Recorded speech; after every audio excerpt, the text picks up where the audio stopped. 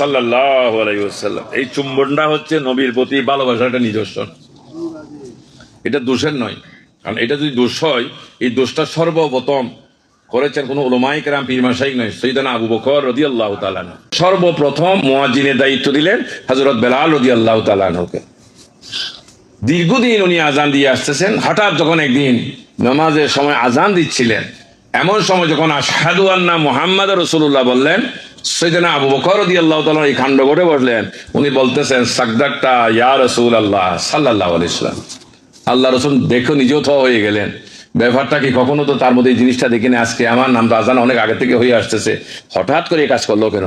পরবর্তী যখন বললেন আশহাদু আন্না মুহাম্মাদুর রাসূলুল্লাহ, সাথে সাথে বললেন কুররাতুল আইনি বিকা ইয়া রাসূলুল্লাহ।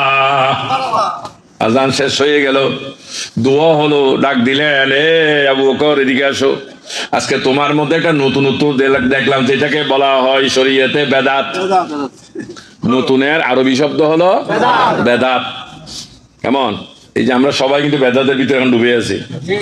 বেদাত মানে নতুন। নবীর যুগে এই ধরনের রঙিন কোন কাপড় ফুলওয়ালা হয়েছিল? স্টেজ ছিল, বাতি ছিল, মোবাইল ফোন ছিল, মাইক ছিল, গড়ি ছিল, মেশিন ছিল, কেমন কিছুই ছিল? তাহলে এগুলো হয়েছে, কিন্তু এগুলোর দ্বারা ধর্মের ক্ষতি হচ্ছে না। এই জন্য বেদাতে হাসানা। আর যেটা বেদাত অর্থাৎ নতুনত্ব দ্বারা ধর্মের ক্ষতি হবে, ইমানের ক্ষতি হবে, রাষ্ট্রের ক্ষতি হবে, এটা হলো বেদাতে সাইয়্যা। এটা অবশ্যই ত্যাগ করে ফেলতে হবে। কেমন? তখন জিজ্ঞেস করলেন, আজকে তোমার মধ্যে একটা নতুন দেখলাম, বেদাত দেখলাম, ঘটনা কি? এইভাবে নাম তো অনেকবার শুনেছো। তখন বললেন, ইয়া রাসূলুল্লাহ, যিনি রাসূল তিনি রহমত। সুবহানাল্লাহ। যিনি রাসূল তিনি রহমত, যিনি বিক্রেতা তিনি সওদাগর, যিনি মাল বিক্রি করে তার পরিচয় কি? যার কাছে পণ্য আছে সে যদি সওদাগর হয়, যার কাছে রহমত আছে তিনি কি রাসূল নন? আলহামদুলিল্লাহ। ইয়া রাসূলুল্লাহ, আল্লাহ আপনাকে সমগ্র জাতের জন্য রহমত হিসেবে পাঠিয়েছেন।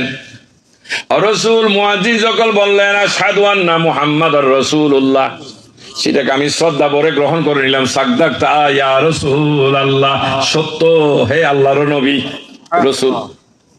চুম্বন করলাম এই জন্য, হুজুর, মানুষ যখন কোথাও বেড়াইতে যায়, যাওয়ার সময় মিষ্টি নিয়ে যায়। মিষ্টি খাওয়ার পর আগে পাতিল ছিল, এখন কার্টন হয়েছে। আগে পাতিল ছিল, মুরব্বীরা জানেন তো। ওই সময় মিষ্টি খাওয়ার পর পাতিলটাও চাবাইয়া চাবাইয়া খাইছিলেন, কার্টনটা খাই ফেলে কি করে বড় করি হন। তো ফেলানোর পর একটু পরে দেখবেন যে অসংখ্য মাছি সেখানে বসে আছে। তা আপনি যে মিষ্টি খেয়ে ফেললেন, মাছি কি খাচ্ছে? নিশ্চয় মাছি একটা কিছু খাইতেছে। তো মাছি খাইতেছে, ওটার নাম মিষ্টি। আর আমরা খাইছি এটা হলো লাড্ডু। আমরা খেয়েছি এটা হলো মিষ্টি মিশানো লাড্ডু। ওই মিষ্টিটা যখন কার্টুনের গায়ে লাগলো, সেখানেও মিষ্টি হয়ে গেছে। তাহলে মাছি বসে কি লাভে না লসে? ইয়া রাসূলুল্লাহ, মিষ্টি যদি কার্টুনের গায়ে লাগে, সেটা যদি মিষ্টি হয়, সেখান থেকে মিষ্টির রস পাওয়া যায়। মুহাম্মদুর রাসূলুল্লাহ বলার সাথে সাথে আমার মুখটাও রহমতে ভরপুর হয়ে গেল। হে আল্লাহর পয়গম্বর, মানুষ যখন সুরমা দানি থেকে কাঠির মাধ্যমে সুরমা নিয়ে চোখে লাগায়, আমি আমার এই আঙ্গুলকে কাঠি বানাইয়া রহমত আমার মুখের থেকে চোখে লাগাইলাম। আল্লাহ যেন আমার চোখে রহমত দান করে। পরবর্তী একই উদ্দেশ্যে, কুররাতুল আইনি বিকা ইয়া রাসূলুল্লাহ, ওগো আল্লাহ রাসূল, আপনার মাধ্যমে আমার চোখে শান্তির ভরসা আসুক। সুবহানাল্লাহ।